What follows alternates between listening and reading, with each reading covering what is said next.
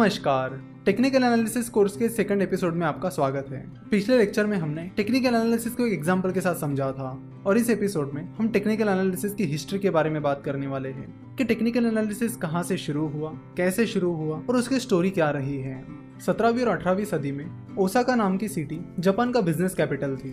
Osaka city समंदर के पास थी, जिसकी वजह से ट्रांसपोर्टेशन के हिसाब से ओसाका काफी सुटेबल सिटी थी। धीरे धीरे ओसाका में राइस ट्रेडिंग मार्केट डेवलप होने लगा और फिर ओसाका में जापान का पहला राइस एक्सचेंज शुरू हुआ। अब ओसाका जापान का इकलौता राइस एक्सचेंज होने की वजह से फार्मर्स दूर दूर से अपना राइस बेचने के लिए ओसाका आते थे और राइस ट्रेडर्स दूर दूर से ओसाका जाते थे राइस की ट्रेडिंग करने के लिए। तो जब मुनेहिसा होमा राइस ट्रेडिंग करने के लिए ओसाका जाने लगा तो उसने ऑब्जर्व किया कि वहाँ के जो ट्रेडर्स थे और फार्मर्स थे उन्हें राइस की प्राइस प्रेडिक्ट करने में बड़ी दिक्कत आ रही है। फार्मर्स और ट्रेडर्स राइस की प्राइस प्रेडिक्ट नहीं कर पा रहे हैं, जिसकी वजह से उन्हें ज्यादातर घाटे के सौदे हो रहे हैं। किसी टाइम राइस की प्राइस बहुत ऊपर चली जाती थी तो अचानक से बहुत नीचे चली जाती थी और राइस प्राइस की इस फ्लक्चुएशन की वजह से ट्रेडर्स और फार्मर्स दोनों भी कंफ्यूज रहते थे और सही डिसीजन नहीं ले पाते थे। तो होमा ने इस प्रॉब्लम का सोल्यूशन निकालने के बारे में सोचा।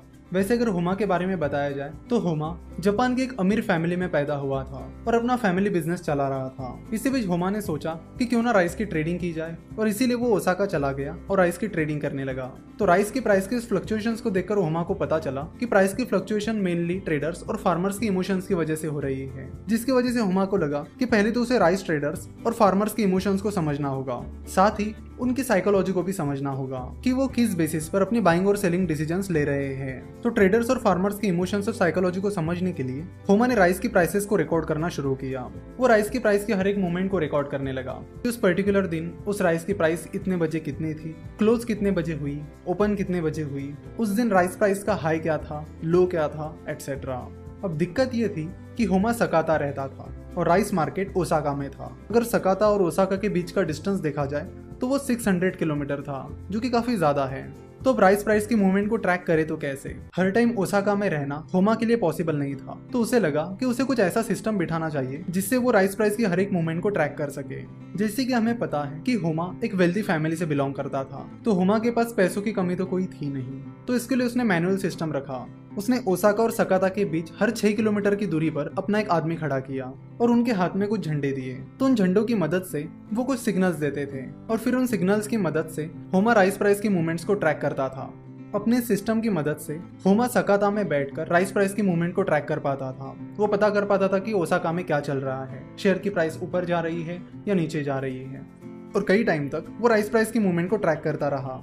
तो कुछ टाइम तक राइस प्राइस की मूवमेंट को ट्रैक करने के बाद होमा को पता चला कि राइस प्राइस की मूवमेंट में कुछ पैटर्न्स आ रहे हैं और वो रेगुलरली रिपीट भी हो रहे हैं। तो होमा ने ऐसे अलग अलग पैटर्न्स पर ध्यान देना शुरू किया कि क्या चीज होने के बाद वो पैटर्न्स डेवलप हो रहे हैं, और फिर होमा ने उन पैटर्न्स को अलग अलग नाम देना शुरू किया और उसने उनके चार्ट बनाकर वो बायर्स और सेलर की साइकोलॉजी को समझने लगा। यानी वो राइस ट्रेडर्स और फार्मर्स की साइकोलॉजी को समझने लगा, उनके इमोशंस को समझने लगा, और फिर अपनी इस टेक्निक का उपयोग होमा राइस ट्रेडिंग करने के लिए करने लगा। उन चार्ट्स की मदद से और उन पैटर्न्स की मदद से वो अपनी बाइंग डिसीजन और सेलिंग डिसीजन लेने लगा और राइस मार्केट में ट्रेड करने लगा।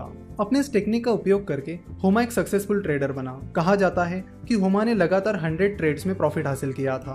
होमा की इस सक्सेस को देखकर और इस ट्रेडिंग स्टाइल को देखकर बाकी ट्रेडर्स भी होमा की स्टाइल को फॉलो करने लगे।